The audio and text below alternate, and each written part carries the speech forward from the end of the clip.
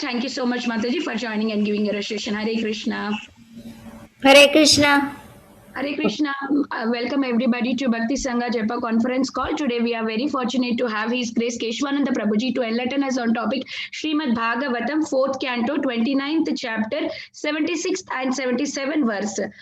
Before I hand over the call to Keshavananda Prabhu, I would like to hand over the call to Praveen Govind Prabhuji to read the verse. Hare Krishna, Praveen Govind Prabhuji. Dandavat Pranam, Srila Prabhupada ki jai, Guru Maharaj ki jai. Thank you, Prabhuji. Please take over the call for reading the verse, Prabhu. Hare Krishna.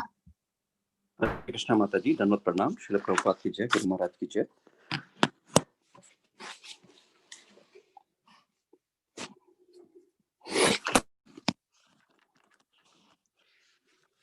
So Srimad Bhagavatam, Canto 4, Chapter 29, Verse 76-77. Yathatrana jaluke yam napayatya apayati cha na trajen mriyamanopi prag dehabhi matim jana yavat anyam na vindeta vyavadhanena karmanam mana eva manushyendriya bhutanam bhava bhavanam. Translation: the caterpillar transports itself from one leaf to another by capturing one leaf before giving up other.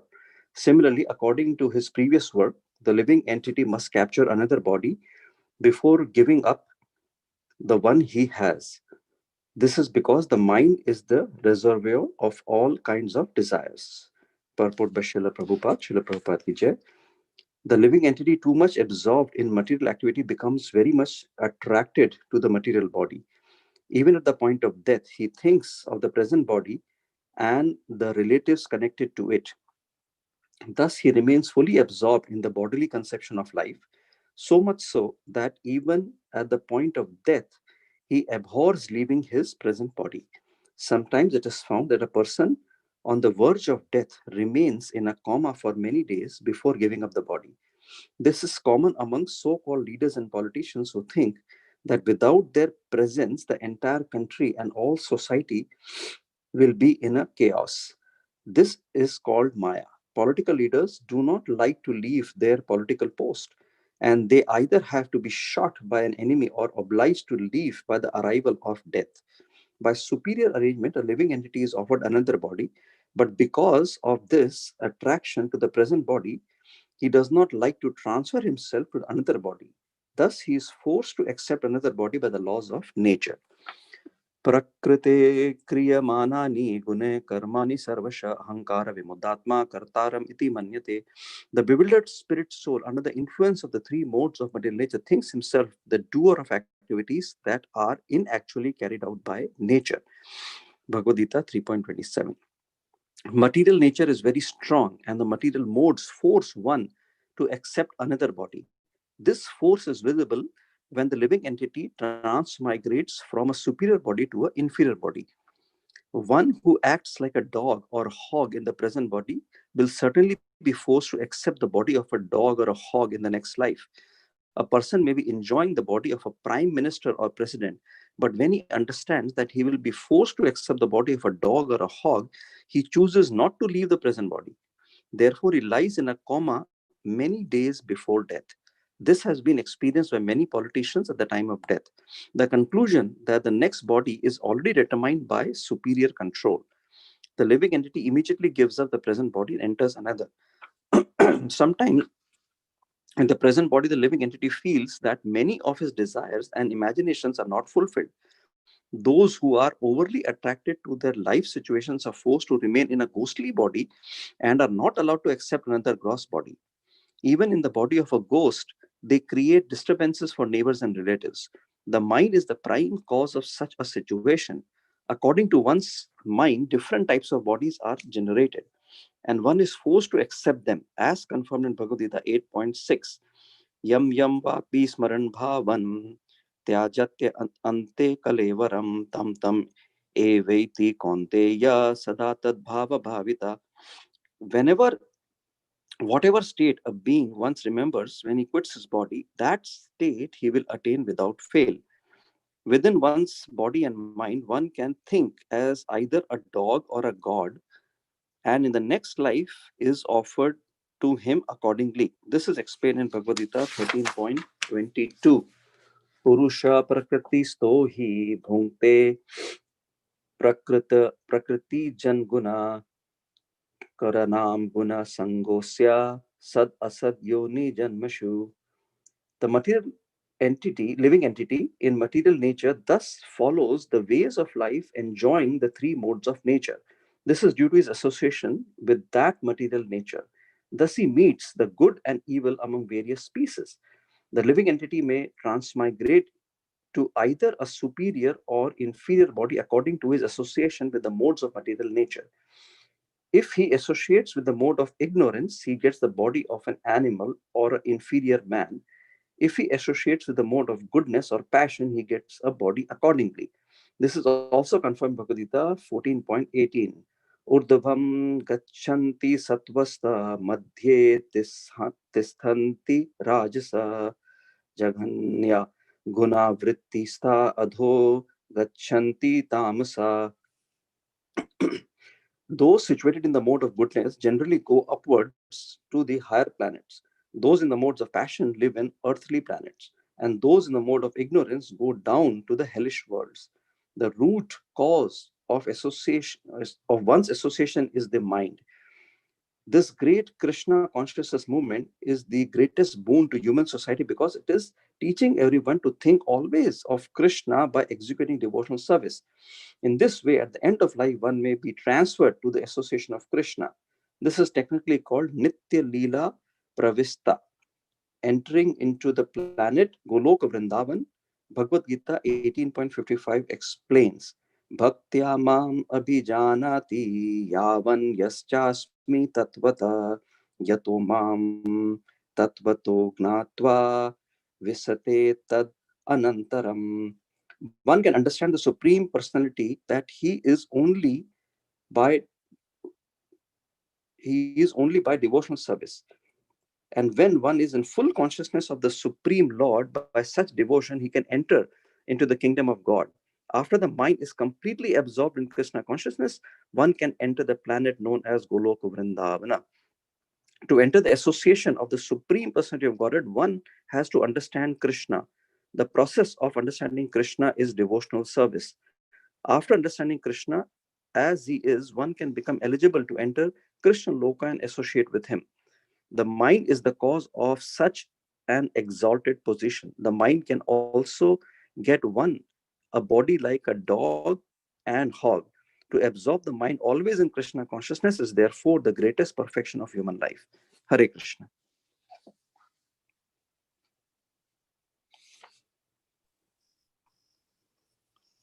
Okay. And Anand Pranam Prabhuji. Hare Krishna. Am I audible? Yes, Prabhuji. Yeah, okay, fine.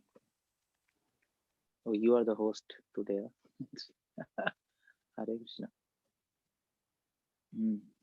Om Jnanaatimirandasya Jnananjana Shalakaya Chakshurumritam Yena Tasmai Shri Gurave Namah.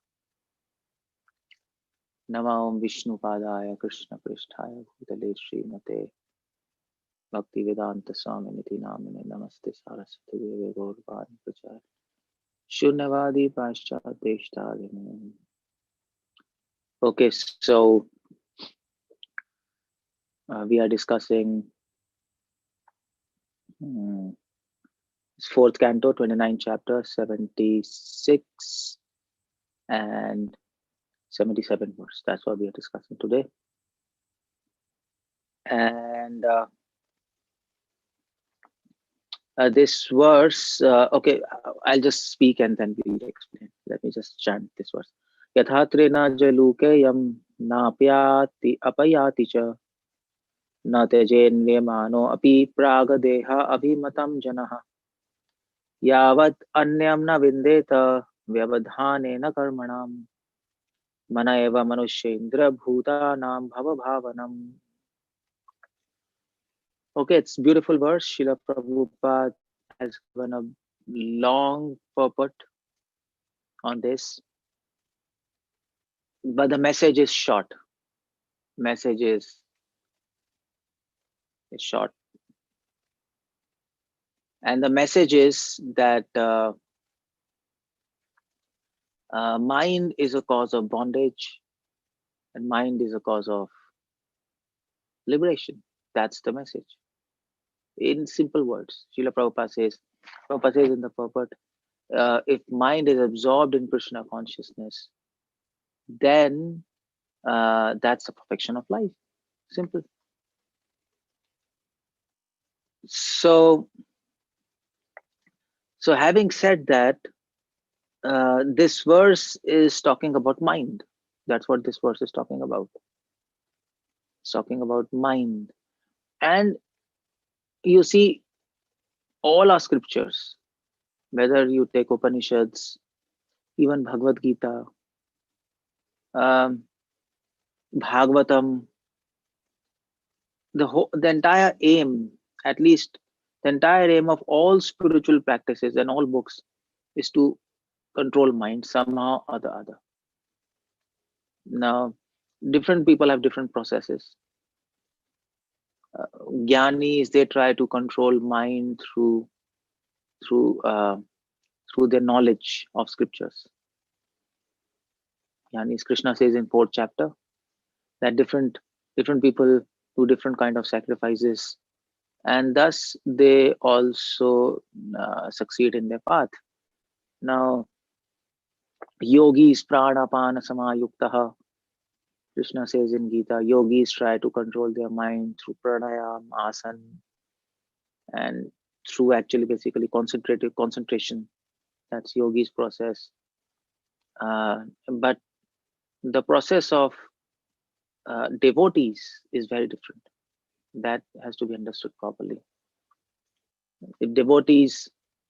For devotees, the process is very, very different. And this, if we don't understand this, then our practice of devotion becomes mixed with jnana and karma, adi anavritam, jnana and karma. And that's what Mahaprabhu came to inform us. Practice devotion, uttama bhakti. Now, before I go into this subject, what is the difference in practices of other spiritualists and a devotee, and especially Gaudiya Vaishnavism? Even in devotees, the way to control mind in Gaudiya Vaishnava Sampradaya, in our Sampradaya, is very different from what you will find in other Sampradayas. And I will talk about that. What are the differences in the practices to control mind?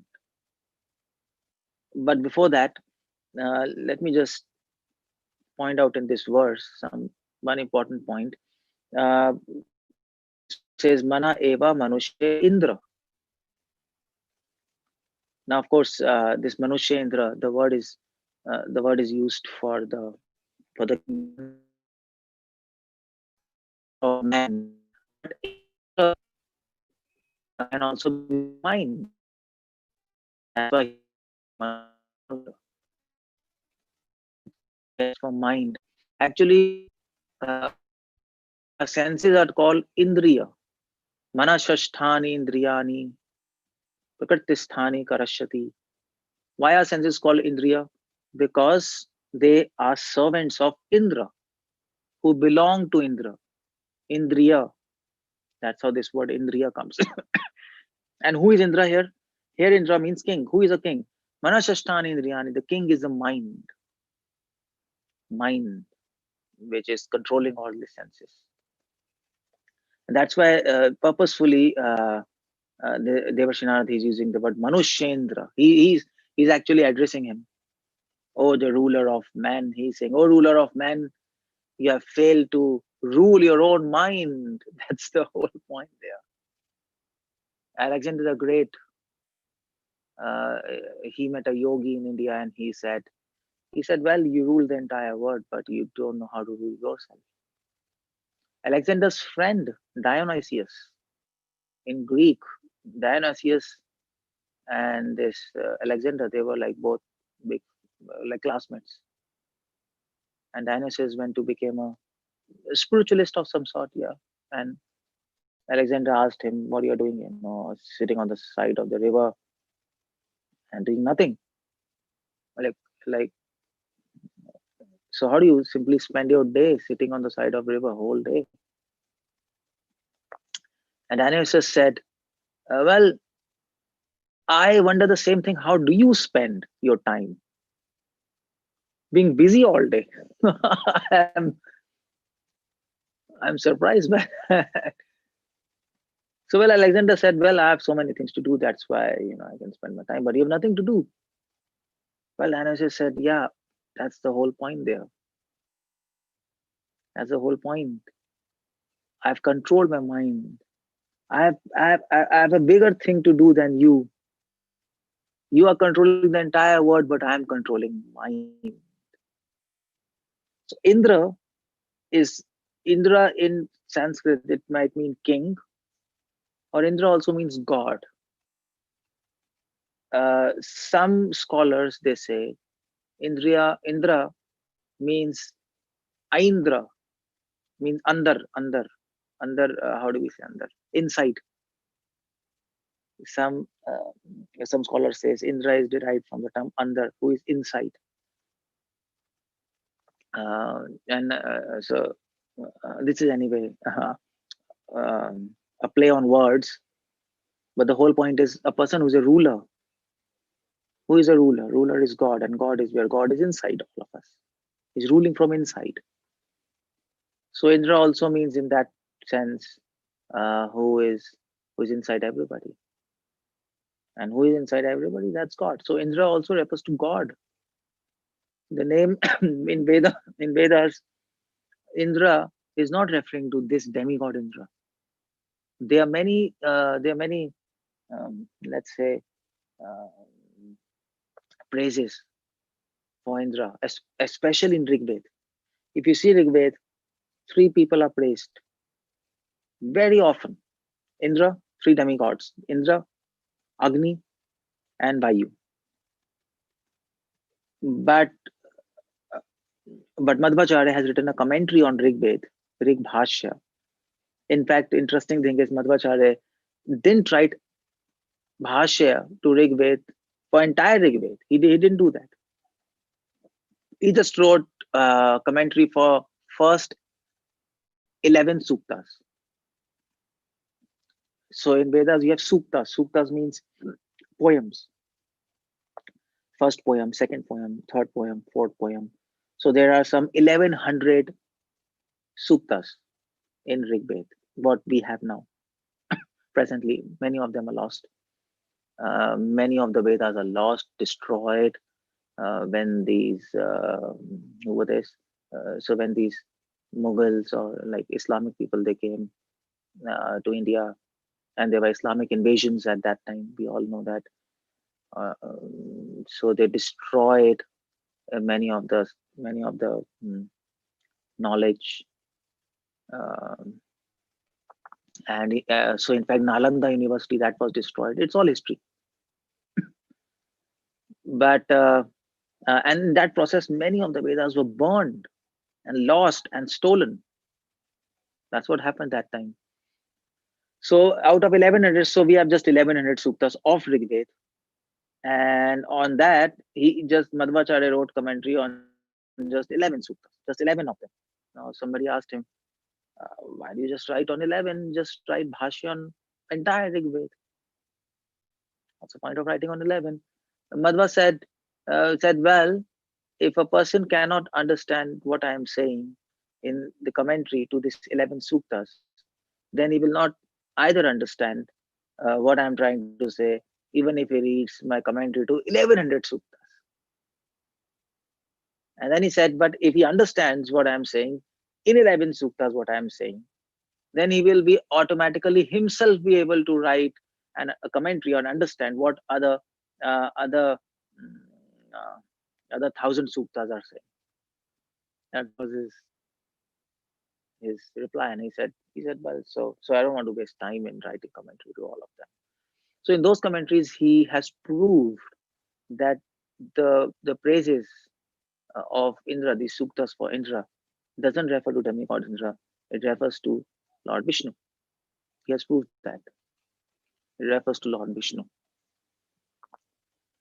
So it's praise of Krishna or Vishnu.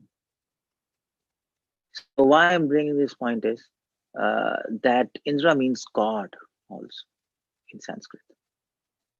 Here Prabhupada writes ruler. Indra also means God. And mind is like God.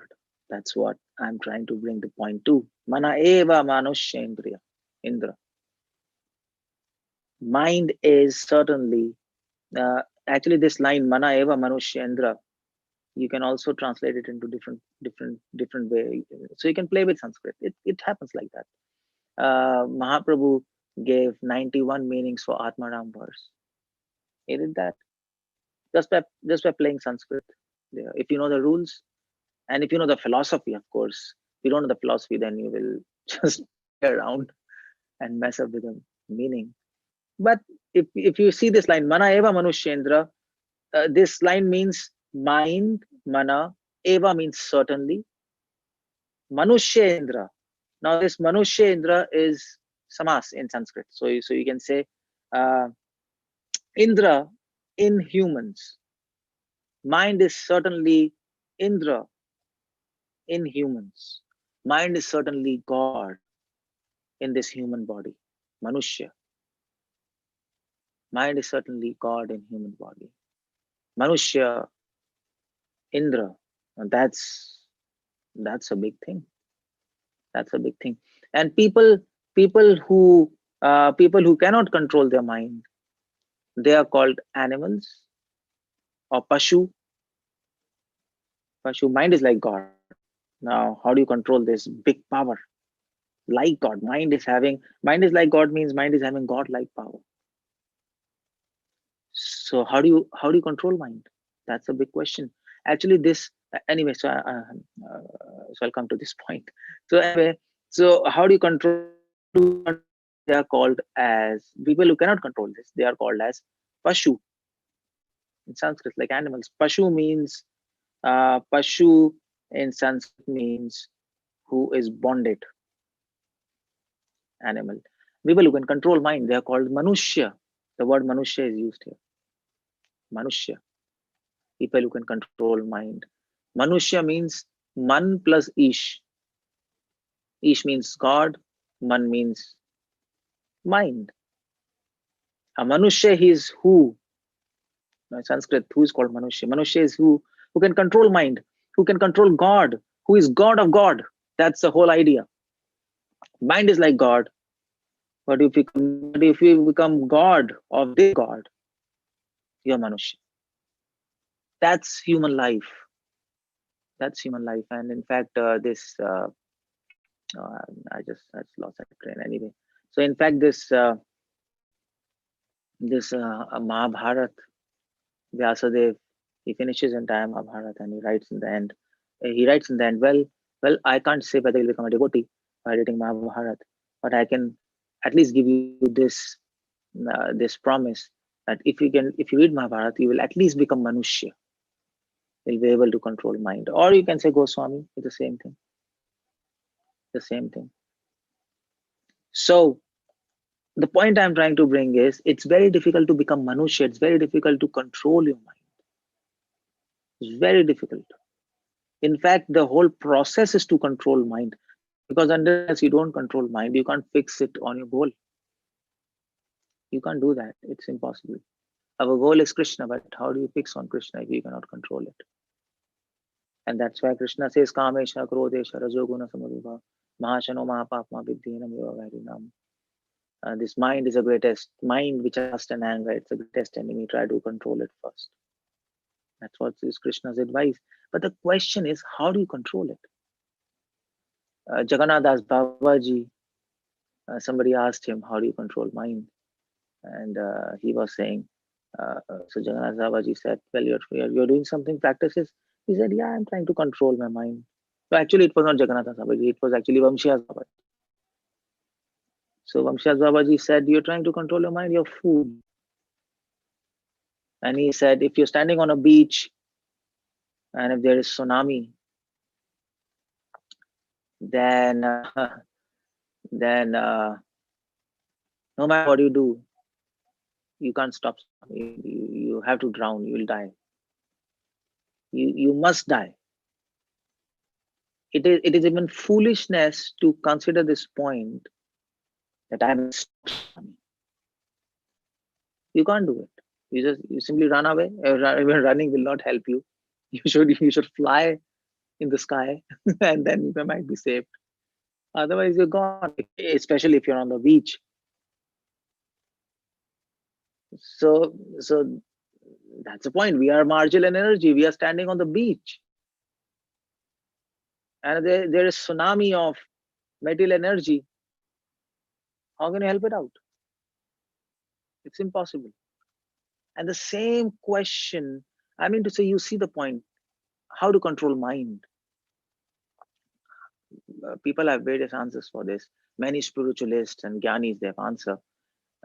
They say, okay, don't worry about mind. If you go to gyanis, don't worry about mind. Just let it do anything itself, and you be a witness. Anyway, so I'll come to this subject later. But people have different opinions. But the whole point is that that this question is not new; it's age old. And 4 Kumaras in Bhagavatam, they were wondering. They had this question in mind: how to control mind, and they couldn't figure out the answer for this. Now, if they couldn't figure out the answer, how can we figure out the answer? They couldn't understand how to control mind. So they went to Brahmaji and they asked Brahmaji, Brahma, how to control mind? Brahma said, well, okay, I have written all 4 Vedas or 3 Vedas, whatever. And let me just check it out. And he closed his eyes and scanned all Vedas. And he said, well, in Vedas and according to my realization, I can't find a solution. And I said, well, what to do? If even you do not know a solution, and you are the father of entire universe, material universe, what we are supposed to do? So Brahma said, well, I don't know. So they were confused. So at that very time, Hamsa came. Hamsa. And here is a key to the answer how to control mind. Hamsa came, and this Hamsa now they asked, we have a problem controlling mind. So in one word, what happened? It's a big story, and there was a big discussion. Brahmaji asked Hamsa, who are you? Hamsa says, well, your question is wrong. Who are you means what? You're asking, who am I? If you think I'm this body, then your question is wrong, because this body is dead. You ask a person this question, who are you? And if you think I'm soul, then your question is wrong, because I have spirit soul and you have spirit soul. Spirit soul's nature is same, Satchit Anand. So by analyzing yourself, you can understand who am I. So why you ask this question? You have this absurd question. So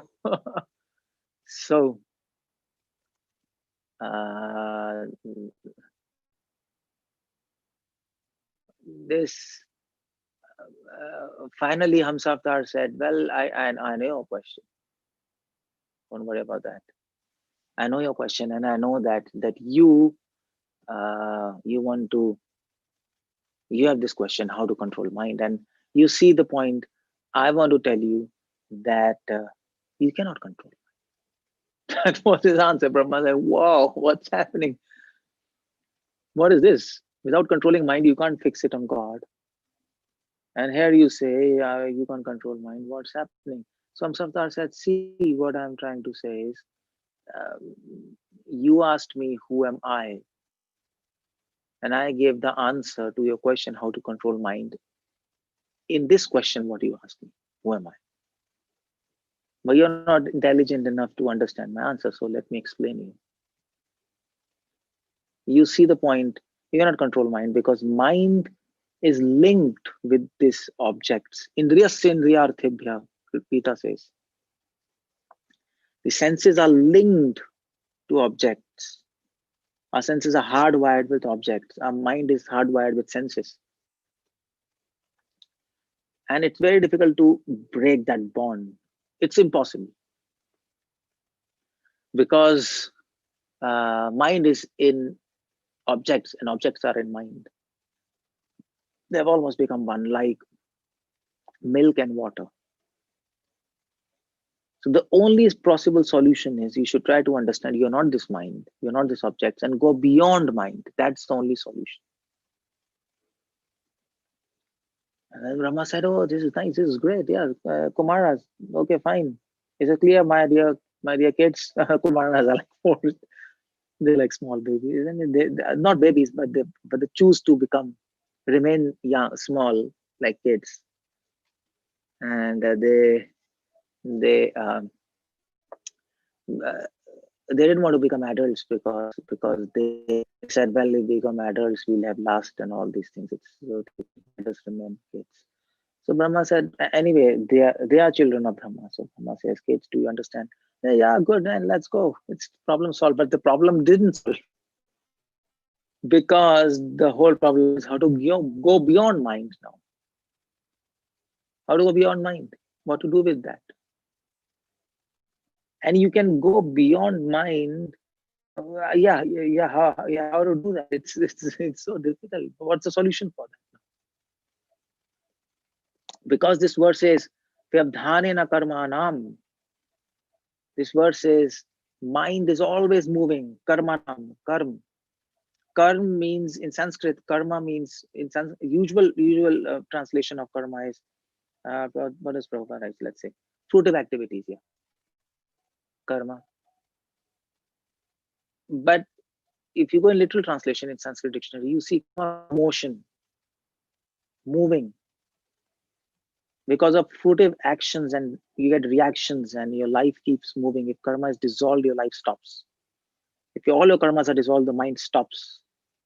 Karma is a force which makes mind moving. That's karma. And that's when Buddhism, if you go, it is called the wheel of karma. And that's why Buddhists, you have seen, they have this wheel, they keep on turning that wheel. In any Buddhist monastery, they'll keep on turning the wheel of birth and death. This karma keeps this wheel moving. To stop karma. Vyavdhanena karmana. Vyavdhanena means stop. Vyavdhan means obstruction, termination. So the whole point is, how do you go beyond mind? Because mind is always moving and moving and moving and moving and moving and moving and moving. So how to do that? Mind will not allow you to go beyond it because it's moving and moving and moving and it is showing you impressions of this life or previous life, and this verse says here. Okay, so this verse says here.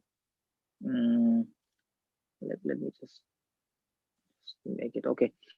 This verse says, what's this?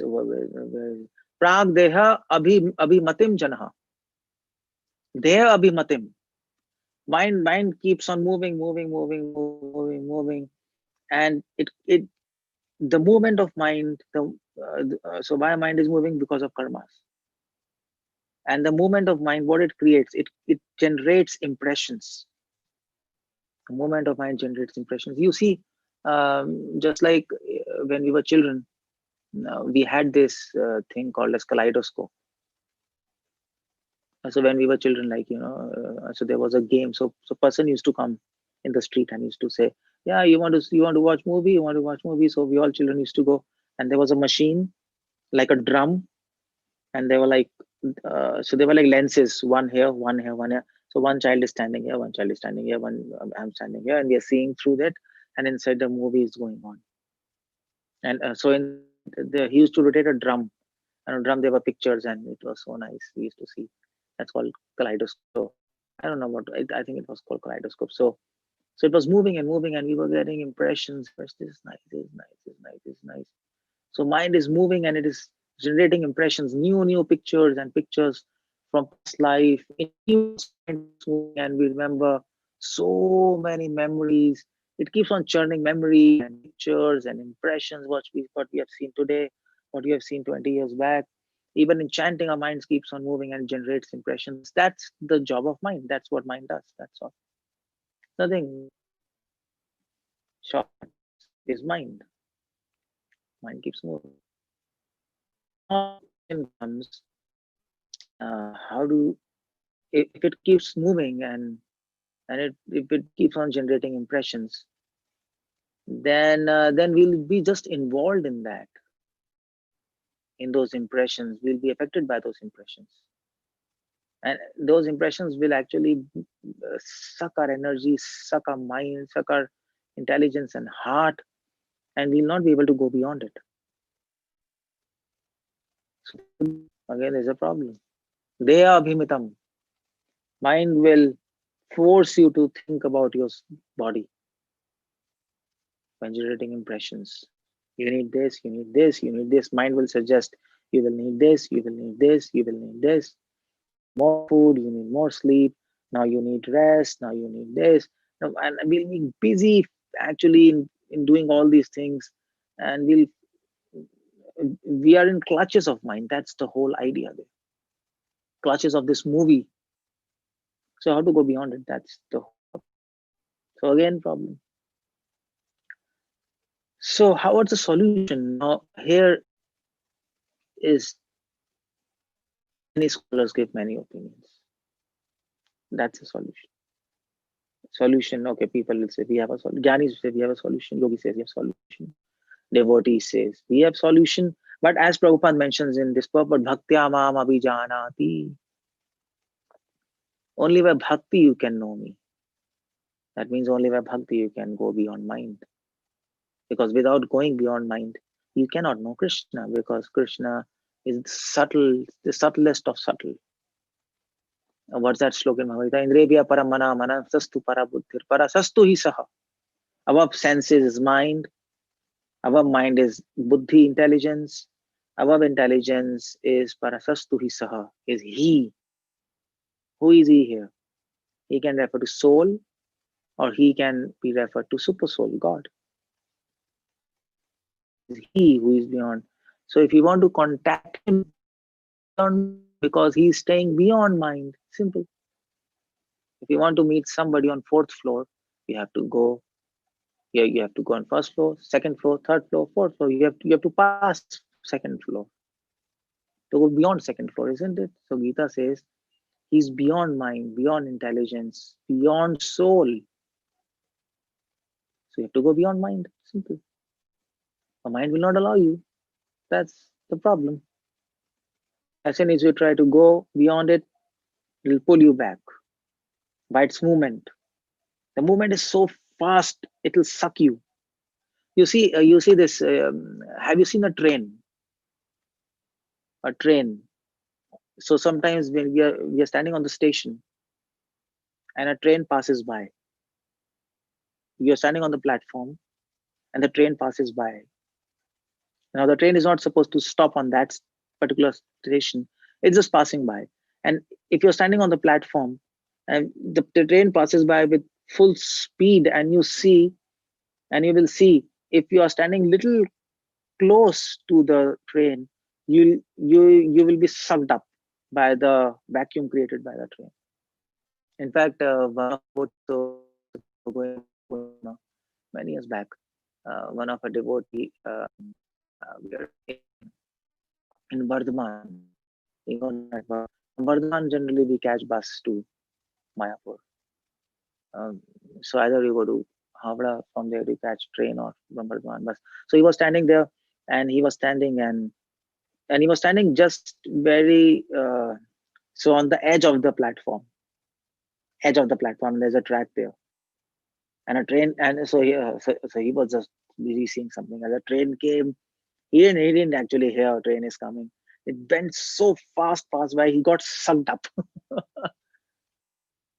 So one person, he just one policeman, he just came running and he held his hand, and he was getting his feet were getting sucked up in the train, and he was pulling here, and somehow the train passed by and he just pulled him from that vacuum created from that pull by train.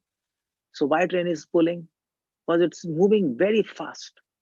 That fast motion creates a vacuum and it sucks. That's how mind is. Mind is moving very fast. This thought, that thought, that thought, this thought, this A, B, C, D, X, Y, Z. I have to do this, I have to do that, I have to. In future, I'll do this. Now I'll do this.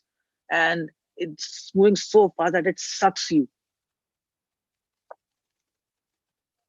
Then I will go beyond it. Will not allow you. That's karma. Movement. Fast. Movement. How fast mind is moving? Bhagavatam says even greater than speed of light. You can imagine. If the movement of a train, which is just 400, maybe I don't know, like 200 kilometers per hour, something, or 300 maybe. If it sucks you, then if somebody is moving more than speed of light, how much it will suck you and not allow you to go anywhere, you can imagine. How much distraction it can produce. If so if on the screen you are looking, if the images start changing very fast, how much distraction it can produce and how much attraction it can produce. In fact, movies, the frames of movies, you see frames, each frame. Now, my hand is moving, this is an illusion. I am moving, this is an illusion. Because there's nobody moving inside your screen. In real time, you're moving. I'm moving. But this camera is capturing images. And it's projecting on your screen very fast. So you don't feel like it's static. It's projecting 1, 2, 3, 4, 5, 6, 7, 8. So it seems it's moving. But actually, everything is static. So how fast this screen is moving? It is set the frames. So one shot is called one frame. How fast these frames are changing? In 1 second, 8 frames. 1/8 of second, one shot is taken and projected. So in 1 second, there are 8 shots of me taken and projected. So that's why we that it's not photo, it's video. Video is like many photos. It's a video. Now you can understand. So it appears as moving. So it can produce attraction, it can produce distraction. A movie is moving, the frames are moving very fast and it produces such an illusion. It's so attractive. My God, what's happening? You can't get rid of it. So the movement of mind produces attraction and distraction, and we are not able to get out of it. It sucks. In the language of Bhakti Siddhanta, it is bhog or tyag. The movement of mind produces either bhog, it attracts us towards itself, or tyag, or it distracts us, it produces hate, or rag or dvesh, same thing. Indriyasendriyarthebhya raga dvesha vyavasthitau, Krishna says in Gita. Krishna says mind keeps on producing this rag, dvesh, bhog, tyag, attraction, distraction. And the person can't do anything beyond it. He's so occupied in that. He can't think anything beyond it. And that's why it's very difficult to go beyond mind. That's why he says here, Vyabdhane na karmana. That's karma. That's a force of karma. They are vimatam. Mind keeps us on this lower platform. So what to do? Okay, fine. What to do? We are waiting for this answer. What to do? Now, what to do is many people give you many solutions. Now, Gyanis, if you go to Gyanis, okay, so what's the solution of going beyond mind? What's the solution? Well, different Gyanis have different options. Gyanis will say, oh, no problem. You just don't care about mind. Just understand you're not this mind. Sit in meditation, close your eyes. Let mind do whatever it wants. You be the witness. And you will go beyond it. There are many types of jnanis, but this is one general which jnani says. It's one opinion. Very general opinion. Most of the tell you like that. Don't worry. If you go to this is what Jnani says. This is what. So then they say slowly and slowly you will go beyond mind. If you become like a witness, this is exactly what Buddhist also will tell you. How to control mind. If you suppose if you go to the one of the sect of Buddhism, Zen or Chan, in China it's called as Chan, or in Japan Zen. If you ask them how to control mind, they'll also say go beyond mind. How to do that? Close your eyes. Focus on your breath, going and coming, going and coming. Don't worry about mind. Focus on your breath. And slowly by that practice, you will go beyond mind. You will understand I am not this mind. You will separate yourself from mind. But you have to focus on your breath. Outside coming, outside coming. That's Zen technique. Sit. Zen people's, their whole solution is sit motionless. If you want to sum up the entire sadhana of Zen, they'll say sit motionless. That's what they say. If you go to yogis, what they will suggest, how to control mind. They'll say, oh no, it's not easy to go beyond mind. You're a fool. You have to practice yam, niyam, asan, pranayam, dharana, dhyan, samadhi. So many things you have to practice. But the idea is the same thing. You just sit, focus on some mantra, Aim, Kleem, Shreem. These are called bija mantras. And just sit. Focus on those mantras and slowly go beyond. Now, you see the whole point in all these processes is you have to focus on something else and stop focusing on mind. That's the whole point. Jnani, dhyani, yogis, all of them. The technique is same thing.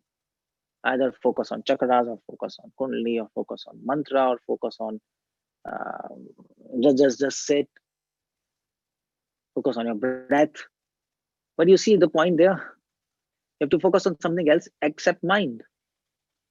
And then slowly you will stop getting involved in mind, its distraction and attractions, and you will go beyond that. Now that's their solution. But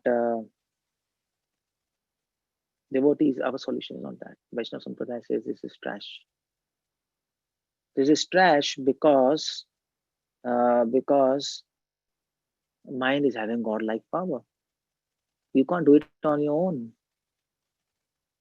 It's a tsunami. You need help. That's the whole point of bhakti tradition. You need help. You need help from above.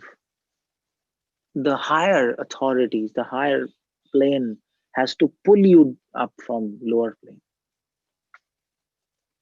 Otherwise, it's impossible. It's impossible to break this distraction, to break, we have dhyana karmanam, to break the flow of karmas. It's impossible to do that. An ant is thinking, I will stop the flow of river. Or as Bhaktisanta said, an ant was a mouse. There was some mouse and the mouse were like, so we're talking, this elephant is coming, so we should run. So one mouse said, come on, why we should run this elephant? We are not less than elephant. You see, I will put my leg in between and the elephant will trip. He was thinking, see my power. He put his leg and he went chop and there was a paste. It became a paste. So the devotee says, come on, you're a fool. You can't go beyond mind. You need help. Devi eshe gunamai mama maya dhrate mameva prapadyante maya metam tarantite. You need help of Krishna, of God. Otherwise, it's not possible. And that's the bhakti tradition. At least on one point, where all devotees are convinced, all Vaishnavas are convinced, is this: you need help from God to go beyond mind. Bhutana bhava bhavanam, to break the cycle of karmas, to break this ocean of, cross this ocean of bhava sagar, you need help. It's not possible on your own. In fact, nothing is possible on your own. The whole power lies with Him. He has to pick us up. We have to desire to be picked up. That's one thing. If we can't go beyond mind by our own power, and He has to pick us up, then what's our role? What is our role? And just stay, enjoy. When time comes, He will pick us up. No, that's not the point. We have to desire to be picked up. Ainanda tanuja kinkaram patitam mam vishame bhavam budau kripaya tava pada pankaja. Please pick me up, my Lord. Place me as a dust at your lotus feet. That desire, Prabhupada, devotees asked once, Prabhupada, what is devote Krishna consciousness? Prabhupada says desire. Desire. Asha bharair amrita sindhumai kathanchit. Raghunath Goswami, he says the same thing in Vilap Kusumanjali, in Nistavavli. Very famous verse, often quoted by Bhakti Siddhanta. Whenever Bhakti Siddhanta used to quote this verse, he used to weep. Tears used to come, and actually he couldn't speak anything. From Stavavli, Rupa Goswami quotes this verse. Asha bharair amrita sindhumai katanchit. Raghunath Goswami, he says, I have asha, I have a hope, I have a desire. Asha means hope. Hope means desire. I have a desire. I have a strong desire. That means I have a hope. For what? Asha bharair amrita sindhumai katanchit. A desire which is full of nectar. Amrita sindhumai katanchit. Maya atigamita sampraptahi. Maya kala atigamita sampraptahi. And by the strength of that desire, kala atigamita, I'm spending my time. I'm spending every moment. Otherwise, if this desire would not have been there, I would have been dead. If this hope, this desire would not have been there, I would have been dead by now. Sampraptam hi. And what's the desire? The desire is to attain your lotus feet. He's praying to Srimati Radharani. The hope that I will become your servant. Radha Dasyam. And this is a very important point. Raghunath Goswami Prayojan Acharya, and he's saying, I want lotus feet of you, Srimati Radharani. But exactly he's not saying this. He's saying I have a desire to attain you. Sampraptam hi.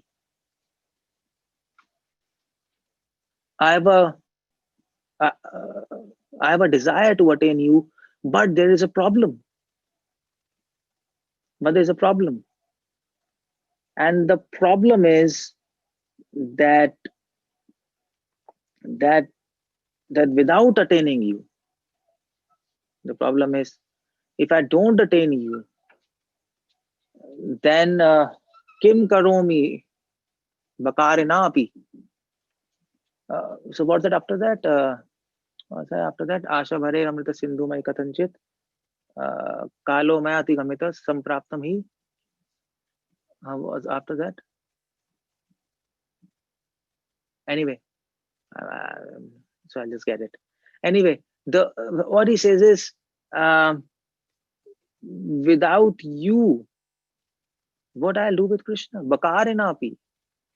Without you, from me, Krishna loses all sweetness. The name of Krishna, he uses Bakarina, Bakari. Bakari means who is a killer of Bakasur. Baki, Putna. Without you, Krishna is just, he loses all sweetness. He's simply killing demons. That's all. Finish. That's what he's doing. So what I will do without you? That desire, that hope I have in mind. Yeah, okay, fine. This is the verse. Tvam chet kripam mai vidhasyasi naiva kim.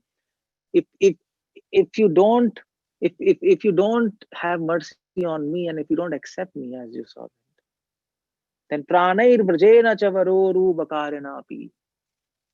Then what is the use of my life? And what is the use of Krishna? You see the point? That desire, asha. So Prabhupada says Krishna conscious desire. And that is what is Krishna. Prayojanachare. Prayojanachare is not saying, I have attained Krishna, or I will attain Krishna by my own strength, or I will fulfill this desire by my own strength. He's saying, no, he's saying, I have a desire. Rest is up to them. Now, this is one point where all Vaishnavas are unanimous that if you want to go beyond mind, and you have to go beyond mind, if you want to do that, to break the cycle of birth and death, to break the cycle of, to cross the ocean of Bhavabandanam, Bhavabhavanam, it's used the word here. You want to do that, and if you want to go beyond mind, and then you have to get help from higher plane. That higher plane must pick you up. But your job is to have a desire to be picked up. That's what is our job. And Raghunath Goswami beautifully says, Raghunath Goswami, he has also written a beautiful verse, another verse in his book Stavabli. He says, in fact, yeah, this verse is also famous. And he says, Sakhaya te mama namostu nityam. Dasaya te mama rasostu satyam. Raghunath Goswami says, these are very beautiful and very complex and very high verses, by the way. He says, Sakhaya te mama, he says, oh my dear Lord, Krishna and Radha, I namostu nityam. I offer my obeisances to your friendship. I offer my obeisances to your friendship. But dasaya te mama. But as far as becoming your servant, rasostu nityam, I relish that. Even our Prayojanachare, he's not saying that I have established a connection with you, or I'm at Madhurya Ras, or this and that and that. No, he's saying, I have a desire to become your servant. And that desire is rasostu nityam. That's full of nectar. Asha bhare amrita sindhumai. That's ocean of nectar. That desire. And because why that desire is ocean of nectar? Although that desire is also full of poison, because there is a hope to attain you, but I cannot attain you. And unless you don't pick me up, you don't accept me. So although that desire is full of poison at one end, as Chaitanya Charitamrita says, Bahir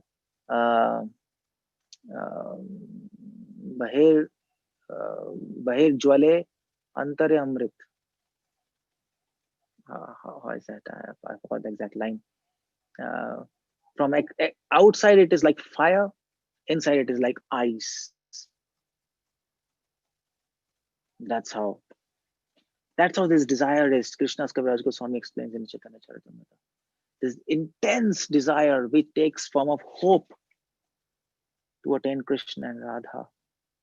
It's like an ice. If you take ice and if you put it in fire, what's going to happen? No, it will melt after some time. But that ice is a big block of ice. And the temperature is very, very low. That ice is not from your refrigerator. That ice is from some cold storage. That ice is just come from minus 50 degrees Celsius. You take it out, put it in fire. So it will melt from outside first, and it will become hot from that. And from outside, it will melt. From outside, the water will become hot, but from inside, it's like ice. So it will take some time to melt, isn't it? It will melt from outside to inside. So that is what is this hope and desire. Outside like fire, hot; inside it's cold. So outside it's like poison.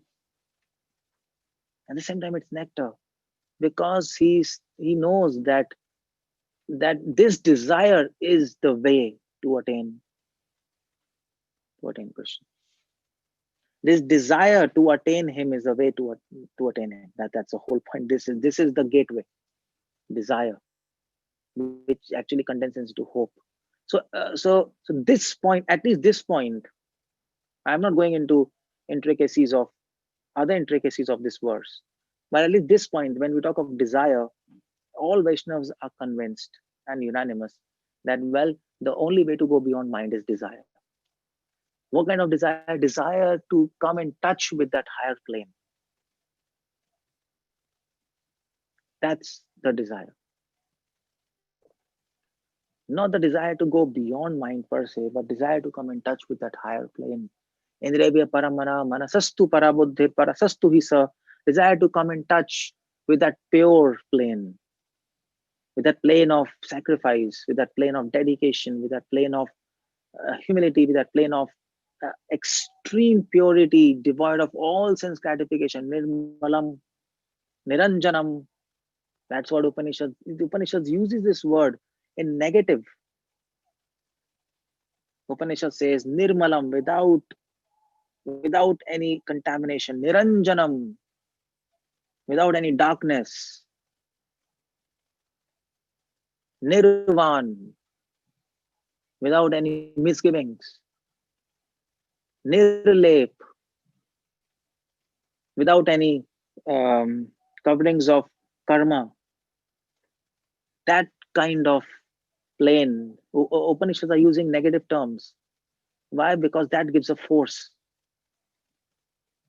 That place where there is not a trace of contamination, not a trace of sense gratification. To give force to any sentence, if you use negative, it's more forceful. If you use positive, it's less forceful. That's how language works, isn't it? So if I want to tell you that you sit on this chair, so if there are 4 chairs and if I tell you sit on this chair, that's one way. Another way is I tell you don't sit on any of these 3 chairs, which is more powerful. My God, second one. What's this? If I tell you sit on this chair, on the 4th chair, first 3 chairs, I don't tell anything. I just tell you sit on the 4th chair. If there are 4 chairs, and if I tell you sit on the 4th chair, well, you can sit there, but at the same time, you might think, well, later I'll sit on the other chairs. But the statement is don't ever sit on any of these first 3 chairs, otherwise you will die. So it's understood that you have to sit on the 4th chair or stand. Whatever options are left.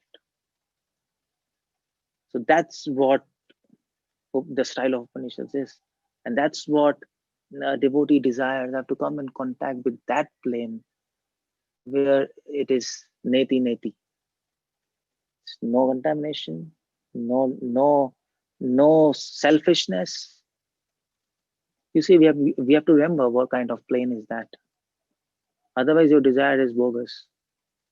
I have a desire to come in contact with that higher plane, with Krishna and Radha, but then you don't understand what is Krishna and Radha and what is the nature. Puta mad bhavam agata. That spiritual word and spiritual substance and spiritual consciousness. We don't understand what is spiritual, then our whole desire is bogus. We don't understand what we are doing. Like suppose a child says, I have a lot of desire to meet Modi.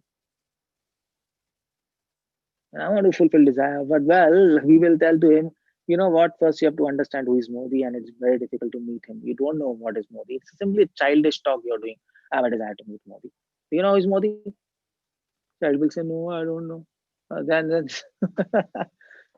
He doesn't know who is he. Maybe superficially might know, but how difficult it is to meet him. And there's so many channels there blocking the path. So that's the whole idea. You have to understand the higher plane. So that's unanimously all Vaishnavas agree. How to go beyond mind? You have a desire to come in, have a desire to come in touch with higher plane. And when the higher plane, or when Krishna and Radha, for us higher plane is Krishna and Radha, or maybe from Sri Vaishnava, Vishnu, God. And when you have a desire to attain him, and when he decides to pick you up, to meet with you, at that time you can go beyond mind. That time he will lift you up. That time he will lift you up. You see, there was one Sufi saint, and he was in meditation. He was in love with God and with Allah. And a voice came. So actually, he was praying. He was praying that, oh my Lord, I want to kiss you. And he was having that desire. And a voice came after many years. And the voice said, you want to kiss me? Okay. But there is a price for that kiss. And the price is, want to listen? He said, yes. The price is your life. Now, what do you say about that? That's the higher plane. You have to understand, you're desiring for something which demands from you everything. Everything means everything, even your life. Even your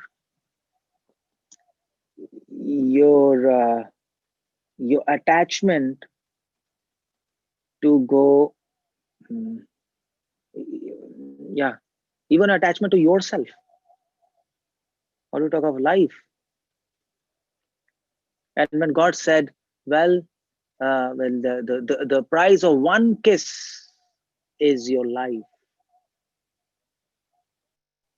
At that time, the love in his soul started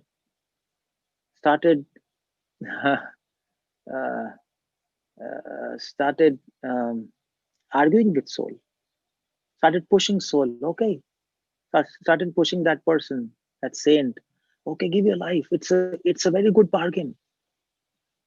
Give your life. A kiss for one life, well, a kiss for millions of lives. That's what I say. That is that plane. Ashli Shava Padratam Pinastumam. If you're ready for this kind of sacrifice, okay. Your desire is substantial. And then he will become happy and lift you up. So that desire, and that from our part desire to attain him, from his part desire, from his part also desire to pick you up. And that he will do when he will become happy, when he will test you completely. He'll pick you up. That's the only way. All Vaishnavas agree. Here it's okay, fine. Everybody says okay, fine. That's one thing. But Gaudiya Vaishnavas are special. Our thing is special.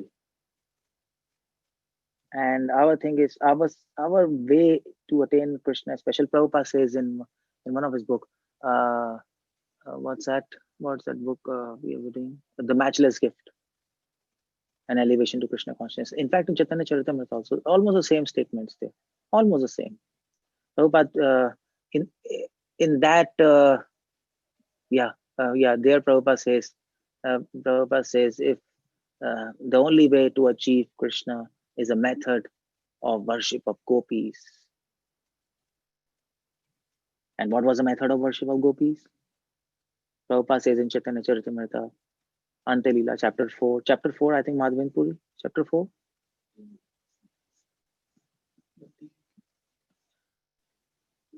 No, Ante Leela chapter. Yeah, Madhya Leela chapter 3, Madhven Puri. So in that chapter, Prabhupada writes, uh, quoting Madhven Puri, his whole life. So what's that verse? Madhven Puri, whole chapter in Ante Leela. So in Madhya Leela, Krishna's Kaviraj Swami begins Madhya Leela. The first two chapters are just summary of Madhya and Ante Leela. Third chapter he begins, and third chapter he chooses to give the life of Madhven Puri. You can imagine. So it's not by chance he's just giving. There's a purpose for that. Mahaprabhu immediately lands in Remuna, and he talks about Madhven Puri. Why? Because he describes the entire life of Madhven Puri, and at the end he says, okay, this is the point. Madhven Puri speaks a verse. Ai deen dayadranatha he mathuranatha kadavalokasya. That verse, fourth chapter, Madhya Leela? Yeah, fourth chapter, Madhya Leela. Not third. 4.187. 197. Fourth chapter, Ante Leela, 197th verse. Ai deen dayadranatha. This is the verse where Rani spoke. This is the verse which only Madhven Puri understands, Mahaprabhu understands, and Radha. Only three people, nobody else. But even if you don't understand the entire verse, just first three words are important. The entire verse can be summed in first three words. Ai deen dayadra. Ai means a desire. Ai nanda tanuja, a desire, a pain, a hope to attain Krishna. Why a pain? A pain because we know we can't attain that. Once you understand that plane, once you understand Krishna and Radha, you will also understand you will not be able to do it. It's possible. So that desire increases, but still you can't help leaving that desire. Because Krishna and Radha, that they're so attractive, you can't help it out. And so there's a pain. Ai, deen dayadra. What is deen? At least we are convinced of two facts. At least we are convinced of two facts. Deen means fallen. Dayadra means merciful. We are fallen and he is all merciful. At least these two facts we are convinced, even if we don't understand anything. So Madhven Puri says, Ai Deen, I have a hope, but I am Deen, I am most fallen. And I know I can't attain you on this platform. But Dayadra, you are the most merciful. Please accept me and pick me up. That's the whole point there. Our whole Gaudiya Vaishnav way to attain Krishna is in the mood of gopis. And what's the mood of gopis? That's Ai Deen Dayadra. The mood of gopis is our way to attain Krishna is to, Prabhupada says, to always consider oneself fallen. Deen. I'm the most fallen. I don't know dharma. I don't know dharma. I can't even practice my spiritual practices properly. I'm trying my best. And I can't attain you. I know I can't attain you. I know myself. And Dayadra. But you are most merciful. So there is a hope. Because you are most merciful. You see, there is a hope there. There is a hope. Karavalambam mamadehi. So there is a verse by Bilmungla Thakur. There. Bilmungla Thakur says, Samsara Sindhu Patito Atyagadhe. I have fallen into Samsara Sindhu, in the ocean of this samsara. Patito, I have fallen. Atyagadhe is very deep, and I've gone very deep in the ocean. You know ocean is so deep. I've gone very deep in the ocean. Atyagadhe, I have fallen there. Karavalam mamadehi. Damodara Govinda Madhaveti. You know this line, Damodara Madhav? There's a song, Damodara Govinda Madhaveti. This line is coming from Devendra Thakur. I've fallen there. I don't see any way out. Karavalambam. Karavalambam means, Kara means hand. Avalambam means support. Give me the support of your hand. I'm drowning by myself. I can't get up. Mama Dehi, please give me some support. That's the whole idea there. So we have to be convinced that we can't get out of this by our own power. We can't get in touch with that higher realm by own power. Forget going beyond mind. Going beyond mind, that is Jnanis. Now we are focusing on higher plane because we know by focusing on higher plane, automatically we'll go beyond. So why do waste our energy thinking about going beyond mind? So I can't help it out. I'm just stuck up here with the mind, distractions and attractions. So please give me support, my Lord. That's the mood of Gaudiya Vaishnava Sampradaya. But here comes the point of separation, feeling separation. Because I'm low and you are too high. How can this too low can come in contact with too high? I have no idea, but nevertheless I have a desire to come in contact. This is a mood of gopis. This then generates separation, feelings of separation. And then when these feelings of separation become very strong, at that point, he will accept us and pick us up. And we'll go beyond mind and problem is solved. And the whole your mind is solved. You are in touch with that Supreme Lord Krishna, Radha. And then the next life, you're beyond mind, you're beyond karmas, you're beyond desires. Krishna says, Prabhupada says, no, mind is a storage of desires. You're beyond desires, you go beyond you, and then you go to spiritual world. Finish, everything is stopped. The wheel of birth and death stops. You go beyond it. This is Gaudiya Vaishnavism. So I've just touched on what is the difference between Gaudiya Vaishnavas and other Vaishnavas. I think in another class I'll explain in details what Madhva Ramanuja recommends and how we recommend and how we differ. But anyway, I think you got the point. Hare Krishna, Srila Prabhupada ki jai. Time is also. Any questions, anything, anybody? Hare Krishna, Prabhuji. Dandavad Hare Pranam. Krishna. Prabhuji, I have two doubts. First one is like regarding the mind, when you were saying that how different philosophies, they say ignore the mind and things like that. So we hear that even when during Prabhupada's time, Prabhupada said, you are chanting, your mouth is chanting and your ears are listening. What does mind have to do in between? So that is also even Bhakti. So That's okay. That is one basic instruction, but then there are higher instructions also. But what Gyanis and Yogis do, they just stick on this instruction. I mean to say, this instruction is one of the instructions of many instructions. But for Gyanis and Yogis, this is the goal. But this is not our goal. Just like just like Prabhupada says, okay, you have to read books, my book. So Gyanis also say read books. But for Gyanis, but this is not the end of Krishna consciousness. Read books. Prabhupada says read and understand, then do devotion, and there's so many things, blah blah blah, service. But for Gyanis, reading books is their goal. Is their means and goals. That's all. That's what they'll do. So Prabhupada said so many things, but on different levels. That's what I'm saying. Those instructions on different levels. Prabhupada said, Prabhupada said, chant Hare Krishna and be happy. So do that. What's the need of any other book? Chant and be happy. So why do you want to read books? Well, then there are many rules and regulations from chanting and being happy. This and is a big thing. There are many rules and regulations. That's why then we have to go to higher levels. That's why Prabhupada says Gita is under graduation, Bhagavatam is post graduation, CC super specialization. Is Gita wrong? No, but that's a different level.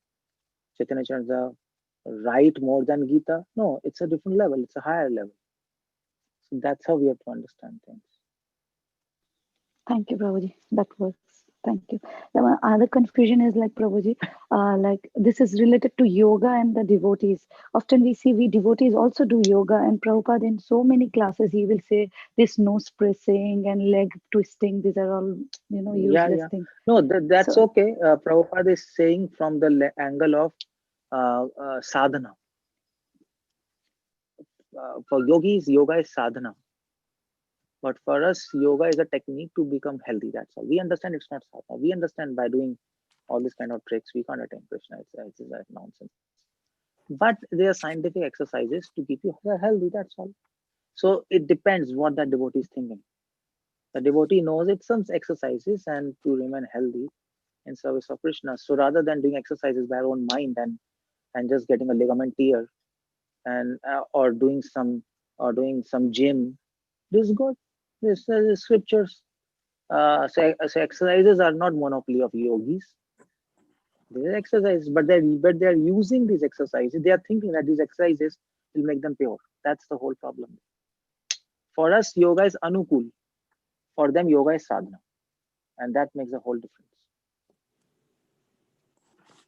So it is our attitude towards the thing, right? Towards yoga, how we take it.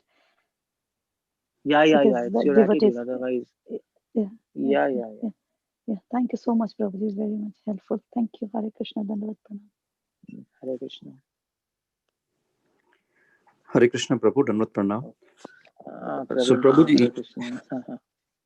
So Prabhuji, you said that without Radharani, Krishna has no sweetness.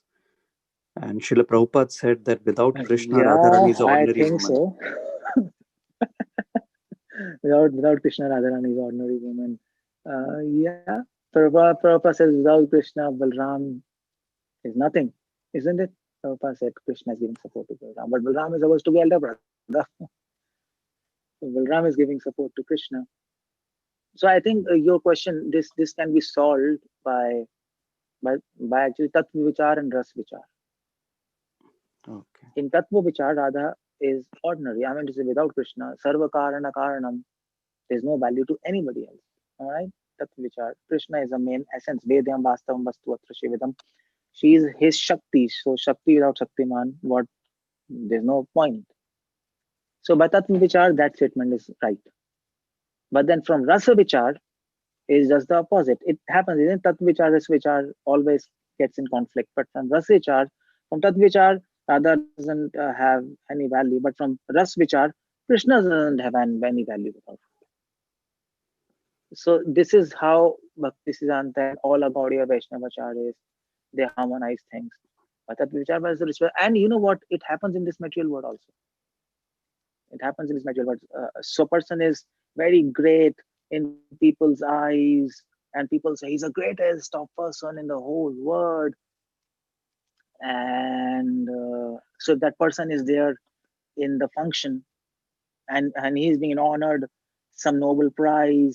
So they will ask his wife to come and give the Nobel Prize, or his children, please honor, and they will give them, or and then some other wife, and in front of everybody they will say he's so great and this and that. But in the home, the wife will just sit down, come on, get lost. You might be great outside, but here you have to just sleep. So two contradictory things, but we can understand. Outside it is Tattva Vichar, inside it's Ras Vichar. And both are together. This is the same thing happening. So Prabhupada was speaking from Tattva Vichar because this statement is said by Prabhupada in one of his letters to his foreign disciples who were there in Radha Kund and who had formed Gopi Club, and they were doing complete nonsense. Nonsense, you understand what I mean. Some were gopis and some were Krishna, and it was a messed up situation that time. So Prabhupada told them, what the hell you are doing? And they said, well, Vrindavan everybody says Radhe Radhe, Radha is the topmost, so we are sitting in Radha and this, and then Prabhupada wrote to them that without Krishna, Radha is an ordinary girl. First get Krishna. To get Krishna, you have to come to me, isn't it? To serve. So that was a context. But anyway, the whole point is, if that was a context, was Prabhupada trying to cheat them, or was being diplomatic to actually extract them from Radha Kund and bring them in service of Krishna? No.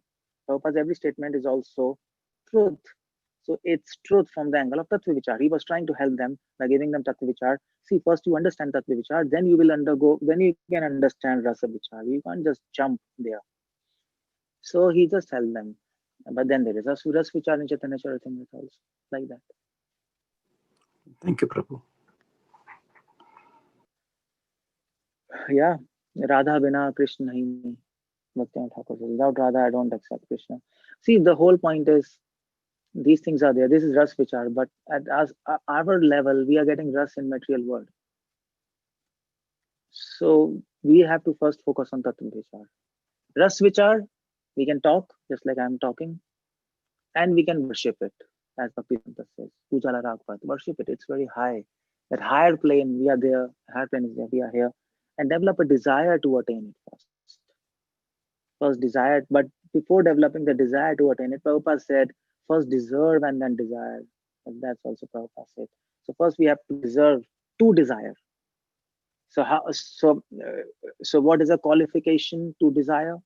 The qualification to desire is first we have to come in contact with Krishna, make ourselves pure, try to understand at least theoretically what's the goal, what is that higher plane, and then we become qualified, and then that true genuine desire comes and then we go like that. That it happens. Thank you, Prabhu. Yeah. Hare Krishna. Hare Krishna. Thank you, Prabhuji. Beautiful class. Hare Krishna. Hare Krishna, is anybody having any more questions for Prabhuji?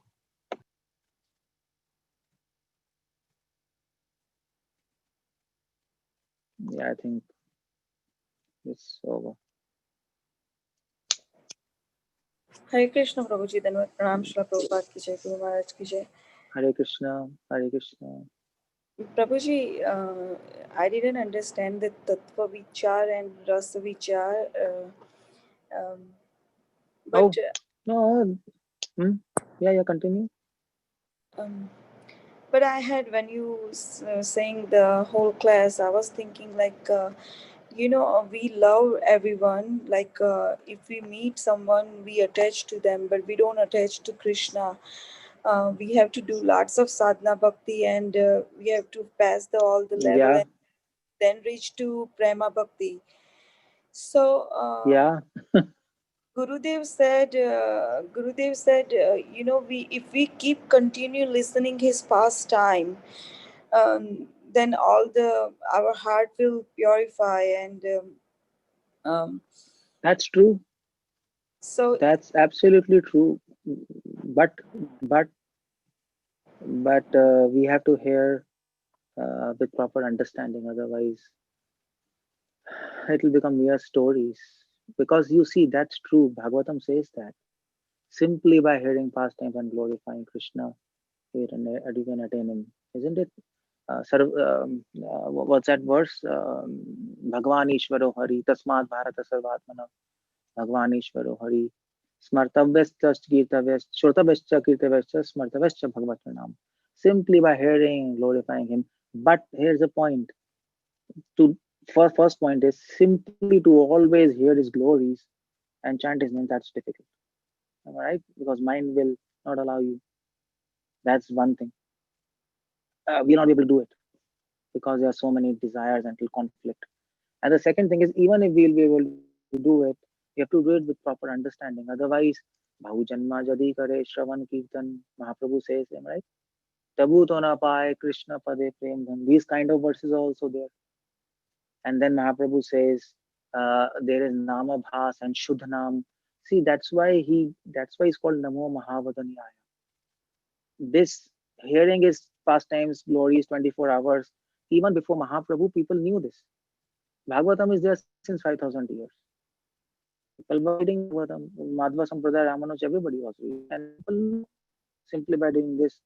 And that's why there are so many temples in India. People are doing kirtans. In Bihar, still they have 72 hours kirtans. In Bengal, there is 1 week kirtan continuous. People knew this. Then what does Mahaprabhu give? Mahaprabhu said, well, you see, that's true. But Bahu Janma Jadi Kare Shravan Kirtan. If many lifetimes you will do Shravan Kirtan, still you may not get Krishna Prem, because there are considerations of offenses and there are considerations of understanding what is Krishna, what is that higher plane, and then there are stages. So that's the gift of Mahaprabhu, so that we can go gradually. Sadhaka navayam premna pradurbhave bhavet krama. There is a kram to go forward. And Rupa Goswami says, if you destroy this kram, you will never reach there. So, and that's the difference between Sahajiyas and us. Otherwise, you say, what is the difference between Sahajiyas and us? Sahajiyas say the same thing. And Bhaktivinoda Thakur was fighting, Bhakti Santa was fighting whole life against Sahajiyas. Like every line against Vishwanath Thakur fighting, all our sampradayas fighting against Sahajiyas. And what is Sahajiyas? They're saying the same thing. Okay, just by hearing and chanting, you can attain Krishna. That's true. But our Acharya says, no, that's not the full story. The full story is, and there are other things. And that's why we need sampradaya, am I right? That's why we need sampradaya. Sampradaya vihina je mantra te nishphala. What is sampradaya giving? An understanding. And that's why there are so many books. Mahaprabhu said, ask Jiva Goswami to write Sat Sandarbhas. Why? Why did he ask Chaitanya Charitamrita, Krishna's Kaviraj Goswami writing Chaitanya Charitamrita? So philosophical, although there was Chaitanya Bhagavat. But he wrote that. But he wrote philosophy in simple terms so that we also understand. So we have to qualify that statement. That statement is not wrong, but that has to be qualified and balanced properly so that we advance nicely. Otherwise, where is Krishna Prem? Tell me. Where is our habits? What's happening to our mind? Let's be true to ourselves. If that was the case, then what's happening to devotees? Tell me what's happening to devotees. Many of them are not advancing. Same habits, same reflexes, same thing. And where are tears when person is chanting? Where is the pain of separation? What did this? It's the heart is dry like desert. So then this means we have to understand more and go forward. And it's not difficult. It's easy if we understand this is the way and we have to go like this. But if we deny, what GPS is showing the way, it's very complicated. I'll not go through this way. I'll try my own. Okay. But then what GPS is showing, that's a true way, although it's complicated, but that's the way. You follow it and you, what's the problem? Just follow it. So like that. That's the whole story there. I don't know what's your question, but I just interrupted you in between your question, but we have to qualify things. We have to balance things out. Yeah, I just wanted to understand how this works. Thank you. Yeah. That's a good question. Okay, so we're going to stop now here. Thank you, Prabhuji, for the beautiful class. If there are no more questions, we can end the call here. I would like to offer obeisances to Prabhuji and all the Vaishnavas assembled on the call. Vancha kalpatarobhyasya kripa sindhubhye. Hare Krishna.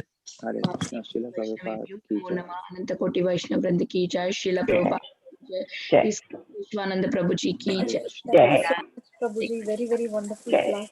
Thank you. Hare Krishna, Prabhu. Thank Hare you. Krishna. Okay. Beautiful class. Hare Krishna. Haribol. Okay. Hare Krishna. Krishna. So, Magauri Mataji, do we have Parikrama? yes, Mataji, we have Parikrama. So, thank you very much, all the devotees, for joining today. We will have our Vrajamandal Parikrama day 4 today. Since it's less time, we will cover very fast. So, so 84 course of Parikrama is why it's the like number 84. Why so important? Because by doing this parikrama, we can, we will not go into the into the chakra of 84 lakhs of yonis, like taking birth and death, like in different species. So that's why it's so important to have the 84 course of parikrama. So this Vrajamandal is like in a circle, and the pathway is around 84 course, and one course is around 3 kilometers. So we will walk through that. Padmasaki Mataji, are you there? Mataji, I am there. Yeah. So can you share the presentation, Mataji? Yes, Mataji, sharing. Yes, Mataji, sharing. Just give me a Yeah. second. Okay, Yeah. it's there on the screen, Mataji. Yes. You Yes. see? So we can see Mataji. Yeah. Yes, Mataji. So you can start, Mataji. Okay, Mataji. So as Mataji said, today we will do day 4. Hare Krishna, everyone. So day 4 is from Mathura to Vrindavan. You remember we were on the road of Vrindavan to Mathura. Then we entered Mathura. We have seen a few places there, and then from Mathura we are entering to Madhuvan. Madhuvan, yeah. Oh, what happened? It's not. Mataji, something happened. I got stuck here. Press F. No, Mataji, give me 1 minute times. What happened? Yeah. So, Mataji, I think I forgot to add the map, but yes. Oh. So, Madhuvan is one of the, we know Vrindavan has 12 forests. So, Madhuvan is the first one of the 12 forests and the first one. So, but the speciality of Madhuvan is Lord performed his pastimes, celebrated pastimes in all the 4 yugas. Satyayuga, Treta, Mataji. Just map, Mataji, if you want it. Otherwise, I can unshare. So I am sharing from the book, Mataji. I have it also. No, your PPT was not shown, Mataji. That's why Indu Mataji shared that. And you were asking a map, right? Yes. I was telling, yeah, she can share the route map. I usually copy, is like a copy and paste from Loknath Maharaj's book.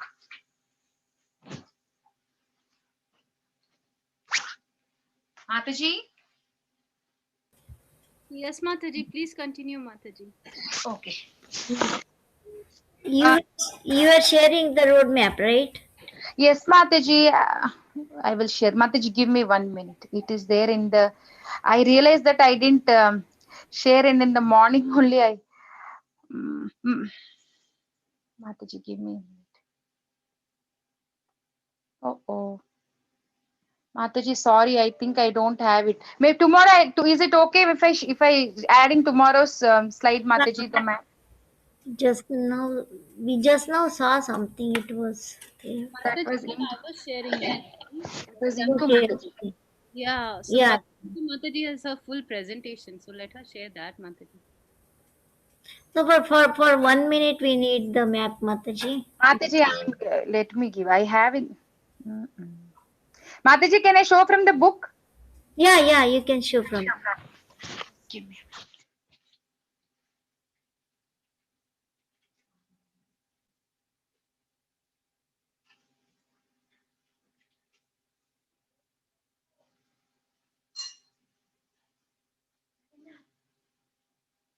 The book, Mataji.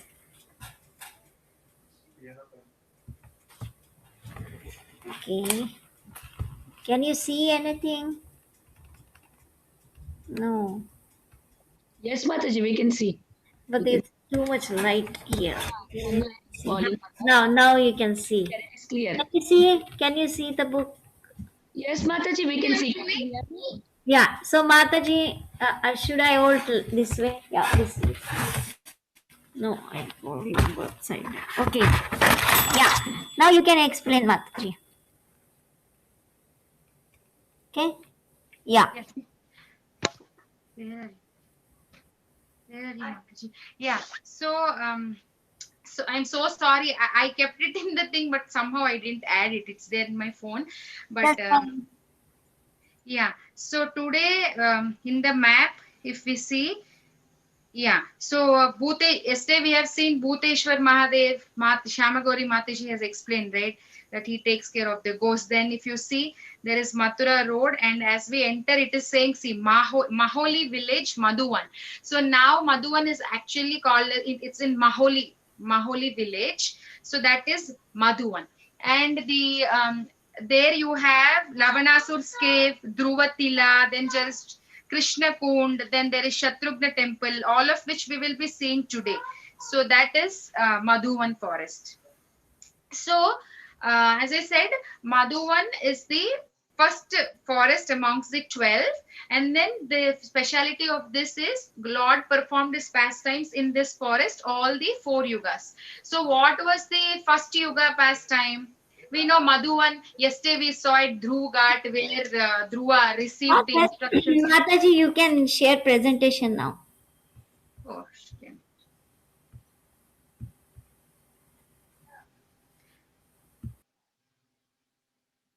Oh, okay, Mataji. Sorry, I thought I was sharing. Share screen. Mataji, can you see? Yes. Yes, Mataji. For some reason it's getting stuck. So Mataji, what I was saying is the first yuga is yesterday we saw in Dhruva Ghat, where he received the instructions from Narada Muni, and Narada Muni said, like, go to Madhuvan, because he was so, when Narada Muni said, you are a small boy, like, why do you want to be here? Just go from here, go back to your home. But then he was reluctant, right? He said, no, I have to do this. Then Narada Muni gives him the instructions of how to do, where to go. So he will say, go to this Madhuvan. So Dhruv Maharaj comes here to Dhruva Tila. Tila means, yesterday Mataji was also saying, like, it's a hill. So he comes here and he performs all his austerities and all the penance. So on the top of this hill, there is Dhruva Narayana Vishnu temple. And on the altar, we will see the deity of Narayana and also Dhruva Maharaj. And on the we have been there actually. So on the right side, if we go, there is Narada Muni, Garuda. I don't know why Garuda was there. Garuda deity was there. That I forgot to ask when I went there. But I don't know why Garuda deity is there.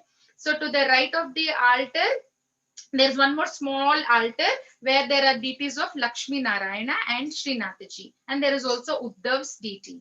So this is the Dhruvatila's temple. Then we know how Dhruv Maharaj performed his austerities, for 6 months of... Mataji, what happened? My screen just stopped. I'm sharing and it is stopping. No, Mataji, it was not showing anything. That's why I stopped it. Now it is showing, yes. Yeah.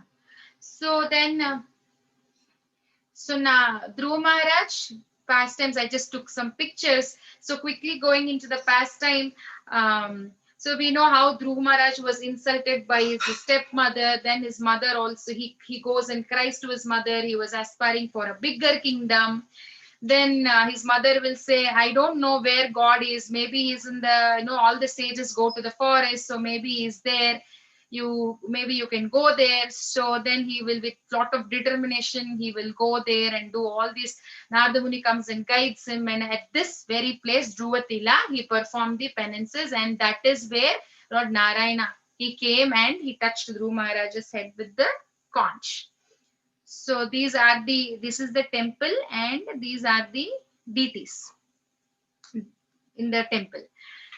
So so that is about Satya Yuga. Now this is the entrance of the temple. So now what is the pastime that he did when Lord Ram was here? Treta Yuga. So this is very interesting.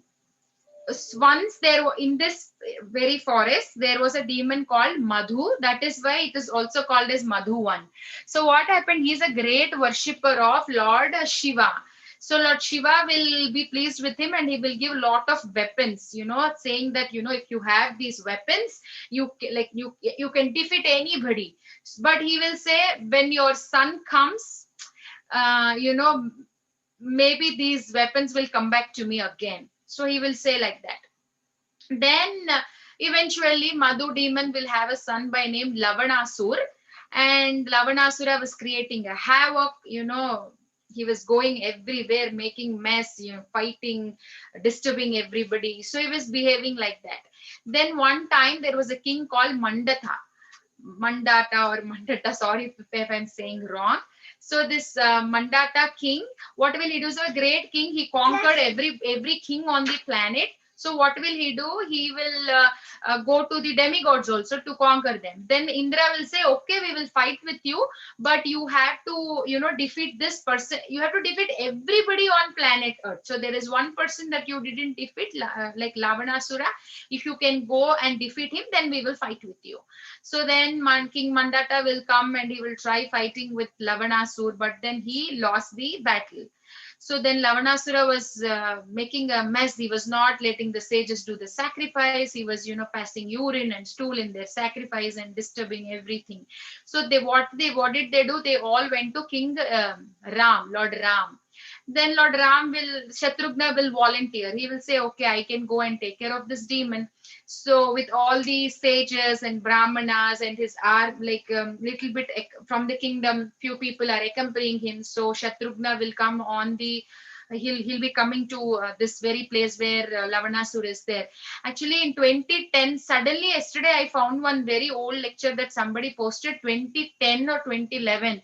Dinabandhu Prabhu took a couple of devotees, and he mentioned that actually when Shatrughna was coming back, they will stop in the camps. So that camp was exactly in the Bitur. Now it is called Mahishmati, Kanpur district. So it is called as Bitur, if I am not wrong right now. So at that place it stopped, where that time it was Valmiki Muni's ashram. So when he stopped there, like that was the very day where Love and Kush were born. So actually Shatrughna sees, but he will not go and he will not meet the Mother Sita, but he will just circumambulate the ashram, and he will come back. While coming, then he will come back. Then what will happen? The sage will say, I don't think this Lavanasura you can conquer, so you should come up with a plan.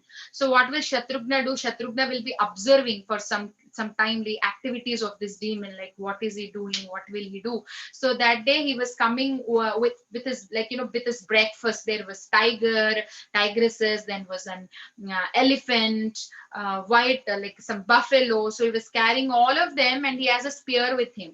Then Shatrughna will challenge him, saying that, come, let's fight. But Lavanasur will say, no, like I don't have my weapons. But then, you know, Shatrughna will be trying to say, oh, then you are not brave. You want weapons. You already have a weapon. You have spear with you. Like that, Shatrughna will be saying. Then Lavanasura, there is an ego, right? Yeah, Hare Krishna Mataji. Yes, Mataji. Yeah, so actually the trident was his father's trident, and Lord Shiva said, you can give this to your son, means one person you can give only in your life, and he gives to Lavanasura, and that way trident is like, you know, whenever he is holding that trident, he will not lose. And somebody told Shatrughna that you have to catch him when he is not holding that trident.